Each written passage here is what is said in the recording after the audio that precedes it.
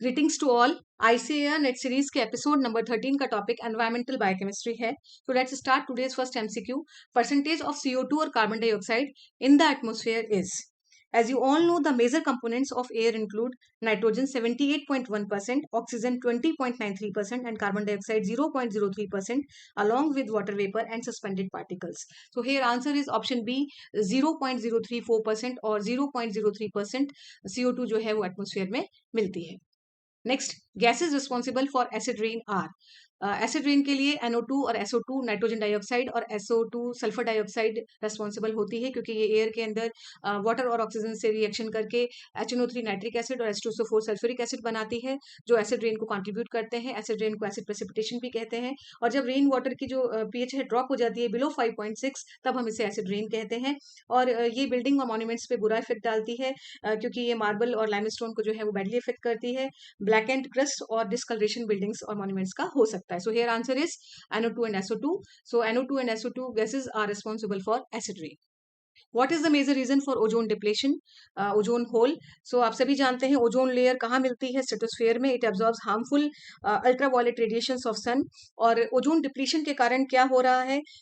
Skin diseases हो रही हैं, स्किन कैंसर, कैटरेक्ट, सनबर्न्स। और ये इसका कारण क्या है? रिलीज ऑफ CFC, क्लोरोफ्लोरोकार्बन्स, जिसको फ्रियॉन्स भी कहते हैं, और ये रेफ्रिजरेटर्स और एयर कंडीशनर्स में यूज में आता है। So here answer is release of CFC, chlorofluorocarbons और freons are the major reason for ozone depletion. What is the composition of photochemical smog? Nitrogen oxides, ketones and ozone, VOC volatile organic compounds, hydrocarbons, peroxyacetyl nitrate PAN, peroxybenzoyl nitrate PBN, peroxyphonyl nitrate PFN, and all of the above. Here answer is all of the above। सब मिलकर composition जो है वो बनाते हैं photochemical smog का। ये सभी components होते हैं और इसका example है लॉस एंजलिस स्मोक। यहाँ पे एक फैक्ट आपको याद रखना होगा सेकेंडरी पॉल्यूटेंट से रिलेटेड, जो कि प्राइमरी पॉल्यूटेंट से बनता है, जो एटमोस्फेयर में नेचुरल सोर्सेज से मौजूद होते हैं, लाइक CO2। और ये ओजोन, PAN, PBN, PFN, ये सभी जो है ये सेकेंडरी पॉल्यूटेंट्स आते हैं। और PAN से रिलेटेड फैक्ट आपको याद रखना है कि ये सीवियर इफेक्ट करता है प्लांट को और कॉज करता है it surface to bronze and glass. So here answer is all of the above. सारे के सारे जो कंपोनेंट्स हैं वो फोटोकेमिकल स्मॉग बनाते हैं। Which of the following gases has the highest affinity for blood hemoglobin? Carbon dioxide, oxygen, carbon monoxide, nitrogen. Here answer is carbon monoxide. आप सभी जानते हैं CO is mostly produced by incomplete combustion of fuel और carbon containing compounds. NCERT के according ये 300 times more जो है वो affinity रखता है blood hemoglobin के लिए as compared to oxygen। ये combine करता है hemoglobin से और carboxy hemoglobin बनाता है। This cause a drastic reduction in the supply of oxygen to tissues। और जब CO लेवल ज्यादा हो जाता है कार्बन मोनोऑक्साइड का, तो headache, dizziness, loss of consciousness or death may be occur. So here answer is carbon monoxide. So CO gas has the highest affinity for blood hemoglobin. Besides carbon dioxide and nitrous oxide, the other greenhouse gas is option A methane, option B ozone, C both A and B, and D none of these. So here answer is both A and B। ये दोनों ही मिलकर जो है ये साथ में green house gas बनाते हैं।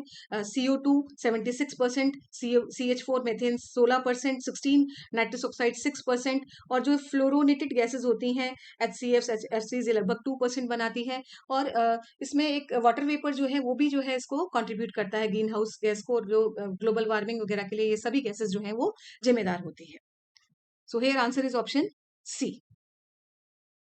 BOD is a measure of option A organic pollutants in water, oxides of SPN, suspended particulate matter, then inorganic pollutants in water, particle matter in water. So here answer is organic pollutants in water। क्या होता है BOD? The amount of biodegradable organic matter in sewage water was estimated with the help of BOD. It is used for the indicating the organic strength of wastewater। तो BOD क्या है? तो biological oxygen demand is the dissolved oxygen is utilized by microbes in decomposing the organic waste of water। So जितना BOD ज्यादा होगा उतने ही organic pollutants जो है वो water के अंदर मौजूद है। Here answer is option A, organic pollutants in water। So BOD is a measure of organic pollutants in water। The disease that occurs due to eating high mercury content fish. So here answer is option A, मिनीमाटा disease, जो Japan में observe की गई थी.